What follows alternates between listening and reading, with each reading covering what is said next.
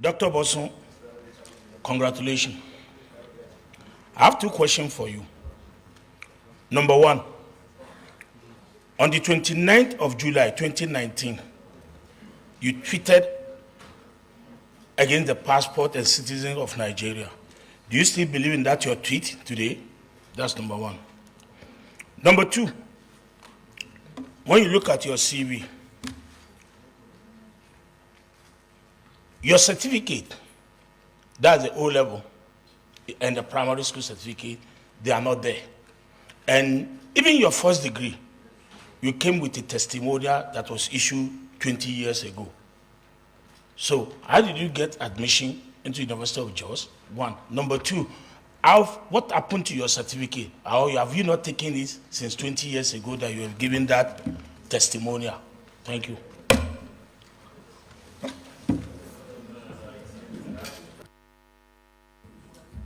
Please take that first question again. Take the first question. Yes, take it because many senators did not hear you. Thank you, Mr. President. On the 21st of July 2019, Dr. Bosun tweeted against Nigeria that it does not appreciate the Nigerian passport and Nigeria as a nation. My question now is that, yes, the Nigerian passport and Nigeria as a nation. Let me quote it exactly from the way you put it. Nigeria is a bloody expensive tag to have against your name. Leave patriotism for a minute. That tag is bloody waste of time and energy, but a country. End of quote. So the question now is that this tweet, does he still have belief in it, or he has changed his mind about the country now? That's the question. Because when he was reading his resume, he was giving patriotism of how he served, blah, blah, blah, blah. If he has changed now, I just wanted to know, and I want Nigerians to know, because, Mr. President, in the last 2-3 days, his case has been on and off in Nigeria. That has been trending, in Nigeria. So the issue now is that, do you still believe in what you said in 2019, or you have changed your mind about the country? That's just all. I think, nominee, please go ahead and answer the question whether you are still a Nigerian and whether the tweet came from you. Then from there we proceed. First, I want to put on record that we are very appreciative. We are very appreciative of Mr. President for discovering talents like you and bringing you to the fore, and particularly for giving the opportunity to very young people. If it's something that you did because you were very young, and now you are getting a bit older, you let us know. And if you are still a Nigerian, let us know. But we believe you have impeccable credentials. And we are very impressed that young people are being given opportunity to join this government. So don't get us wrong. We just want to know whether you are from Sierra Leone or some other place, since Nigeria is not good. Please go on. Thank you, Your Excellency, the Senate President. Thank you also for bringing up this issue, distinguished Senator Buhari. I'm going to ask that you please listen to everything I say as if I'm your son, because I will speak from my heart, and everything I'll say today can be proven. I've spent the last 15 years of my life going all across the world, looking for people to support young people who believe they can use technology to help lift this country forward. I've done this in so many ways, very loud and subtle. One of the most subtle things I've done is that since founding my company, we've opened now in 4 countries. And every time you get to the lobby of our office in this country, you will see an artwork there. And embedded in that artwork is the flag of Nigeria. Embedded in that artwork. If you go to the Kigali in Rwanda today, you will find that. If you go to Nairobi, you will find it. If you go to Namibia, you will find it. everywhere we go. In 2019, as a sequel to something I did with Google, the business I do, which is to support young people to build businesses, require that they raise money. And the ability to raise money relies on the ability to attract investors from abroad.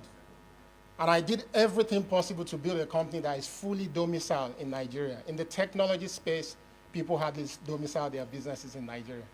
I domiciled that business in Nigeria. In 2019, we decided to improve Nigeria's opportunity to be able to raise more money, that we need to be doing a tour of the whole world. But we didn't want to do it just as Nigeria, but as Africa. So I opened up 15 slots. This whole trip was paid for by Google. Nothing came to my pocket. We gave about 8 slots to Nigerians. Because I have a second citizen, which is a British passport, I was in the UK, and I was trying to apply for my Chinese visa because I did not need visa to every other country. I got to the embassy, and I was told that it would take me 2 days to get my Chinese visa. I was excited. And the gentleman said, "What do you do? Where's your pay slip?" I said, "I run my business." He says, "We have to see your bank account statement." I said, "I'm happy to provide it, but my business is fully domiciled in Nigeria." The moment I mentioned Nigeria, the gentleman said they have to do a special check on me, and it was going to take minimum 2 weeks.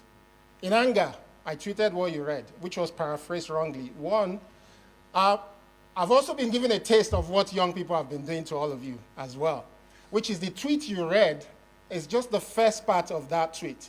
The second part specifically mentioned that for us to lift this country up, we must find a way to correct our image, to project positive image. Because I don't want my 2 young girls to grow up because they're going to be proud Nigerians. I don't want them to grow up to experience the same thing. This is something that can be proven. What they've given to you, sir, is just a screenshot of the first one, which is convenient. I'm very passionate about Nigeria, very. As I'm standing in front of you, I've just closed a business that I've been working on for 2 years, which is going to support 36 Nigerian entrepreneurs with 65 million naira to build technology that's specifically focused on education. I do not do this because of my pocket. I'm standing here with you today because people know me for the work I've done, not because of my father or mother, because they're both late. I do not have political connections. I am extremely passionate about Nigeria. What it takes for Mark Zuckerberg to say I'm going to Africa for the first time, and before meeting anybody, it was me he came to, was a lot of due diligence on my passion and interest. What it took for the founder of Twitter to come and meet me as a leader when I wasn't recommended was for my passion and interest. And just a couple of weeks ago, when Mr. President was inaugurated, Bill Gates was in Nigeria to speak to the young people about the hope and opportunities that exist in this country. I was the one who hosted him. It was nationally televised. And it gave a lot of hope to our young people. I am not what is being represented online. I might have said things out of passion and support for young people. On this matter, lastly, because I support a lot of young people, we give them opportunity to come to Yaba to learn software development, to build businesses of their own. So I used to spend almost 30–40% of my time going to look for ways to bail young people out of police station because they were found with laptops in their bags, not because there was any evidence to show that these people are fraudulent people.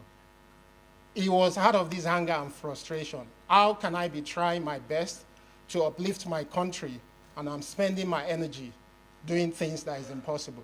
Lastly, I've worked with a lot of people locally as well, just to find so many resources and opportunity. I've worked with a very rich person here who's created a fund that is backing people in Nigeria and across Africa to do their businesses. I do not have stake in all these businesses. These are businesses that I truly believe will uplift the country, and that's why I do what I do. So Senator Buhari, please, I urge you that give me the opportunity to show you the entire tweet that has been passed on to you. That is not me. So, Dr. Bosun Tijani, you are saying that when you came out of the Chinese embassy, you were a bit disappointed with the way the image of Nigeria was being, ridiculed by international communities. But since then, that you have made efforts to correct the image. You brought Bill Gates to Nigeria. You brought Sugarman. That's the father of Facebook to Nigeria, and you are doing a lot of things to encourage Nigerians to go into the IT business, and also to make money from there to sustain themselves. And you are very determined to make sure that your two children grow up to be proud of their identity as Nigerians, and that what you have suffered internationally should not be meted out to them, and that the image of this country must be corrected. And so when the president gave you this opportunity, you are very happy that this is now even a higher platform for you to come in and help to change that image, and also help to empower a lot of young Nigerians. Let me recognize another young Nigerian to say something. Senator Abu. Thank you, Mr. President, sitting at chair. You will live long, Mr. President. God bless you. Mr. President, sitting at chair, a few days ago, I commended the President of Nigeria for nominating many women into his cabinet. He kept his promise. Most of these women, if you look at their average age, 39 years, average. If you put all of them together, divide their age, give it 37 to 39 years. A young man is also standing before us today. In line with Mr. President's promise to young Nigerians that he will be part of my government, and he brought a young man. Look at his dressing, Mr. President, green and white. That is Nigerian. He came with Nigerian flag because of his passion for this country. Mr. President will not lie to you. Let me speak in pidgin English. Sometimes this country, they choke. They choke us. Mr. President, a few days ago, I was coming back from Kenya on the assignment that this parliament sent me. When I landed at Addis Ababa International Airport, I saw Nigerians being hoarded by a corner, denied flight. I came out of the line, and I asked the immigration people there, why are you keeping these people without them boarding a plane? They told me I should go back to my line. I removed my diplomatic passport. I said, I'm a diplomat. I want to know why they are not boarding the flight. The moment they saw my international passport, red passport, they directed me to a seat, and I sat down there. What I'm saying, I'm on live television. Some Nigerians were in that flight, and they saw me when I left my queue. And I found out what they did. And I told them, give me back these Nigerians, let me take them to my country and hand them to immigration in my country. Most of them, Mr. President, they were treated in such a manner because they are using green passport. Sometimes, when young people tweet what they tweet and they express their frustration on social media, I want you to know that we are doing this out of the love that we have for this country. Not that we hate this country. We have nowhere to go. This is our country. This is an orphan, without a father, without a mother, without a godfather, recognized by the president for his work and presented to serve. Most of these young people who are leaving the country, Mr. President is telling them, come back. Don't be insulted us from America. Don't be insulted us from England. Come back, Nigeria, let's build this country together. And that's why Mr. President nominated him to come back home and not for this country. We commend Mr. President for the love that he has for youth, for women, and his vision for a new Nigeria. Colleagues, please, I beg you as a young person, when you see us sometimes you express passion, support us as your sons, as your daughters. Don't use our age against us. Use our age to see that we help this country. I beg colleagues, this boy is very intelligent. Take a bow and go, please. Honestly, Senator Abu, you know, you will agree with me that this Senate has been very kind to you. In spite of all the noise you make in the Senate, we tolerate you because we recognize the youthfulness in you. I'm very proud of your speech today. The two Senator Solomon Adiola or Lami Lekon, this is your citizen. Say something and let him come forward and take leave of the Senate. Thank you, Mr. President. Very distinguished colleague. Let me start by thanking Mr. President for identifying yet another talented Nigerian. Mr. President, let me commend the nominee for one thing. For the fact that he admitted that yes, that tweet emanated from him, and the intention surrounding that tweet was not in any way to disparage or destroy Nigeria as a country, but out of sheer frustration that he encountered in the Chinese embassy. The only area that I strongly believe he will have added to this is sharing his experience in the Chinese embassy with Nigerians, so that he will give us a platform for us as a government to call on the Chinese embassy to ask why Nigerians is being treated this way. Yes, sir. But for hiding that and tweeting out of sheer frustration is one area that I am not in support of. But Mr. President, distinguished colleague, Bosun Tijani standing before us, a Nigerian, an IT guru, somebody in his opening remarks has shown how technology can be used to improve our economy. An economist by academics, an IT guru by profession.